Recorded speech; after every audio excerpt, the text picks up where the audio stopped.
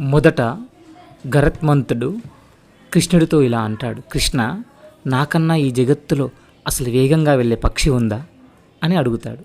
కానీ కృష్ణుడు నవ్వుతూ అలా ముందుకు సాగుతూ ఉంటాడు. అది విన్న సుదర్శన చక్రం కూడా వెంటనే, కృష్ణ, మరి నాతో పోరాడి గెలిచేవారు ఈ జగత్తులో ఉన్నారా అని అడుగుతుంది.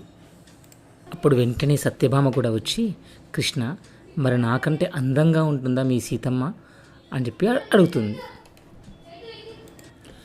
అప్పుడు కృష్ణుడు గరుత్మంతుడితో ఇలా అంటాడు, గరుడ, హిమాలయాలలో హనుమంతుడు తపస్సు చేస్తూ ఉంటాడు. తనకు వెళ్ళి శ్రీరాముడు మీకోసం ఎదురు చూస్తున్నాడు అని కబురు పంపు అని చెప్తాడు. వెంటనే గరుత్మంతుడు అక్కడికి వెళ్ళేసి చెప్తాడు హనుమంతుడికి. అప్పుడు హనుమంతుడు గరుత్మంతుడి కంటే 1000 రెట్ల వేగంతో శ్రీకృష్ణుని ముందుకి వస్తాడు. మొదట కృష్ణుని చూసిన హనుమంతుడు శ్రీరాముడని నమ్మడు. కానీ తర్వాత శ్రీకృష్ణుడు విశ్వావతారం చూపించాక ఏడుస్తూ కాళ్ళ మీద పడిపోయి, అప్పుడు కృష్ణుడు ఇలా అడుగుతాడు, హనుమ, నిన్ను ఎవరు వచ్చేటప్పుడు ఎవరు ఆపలేదా అని.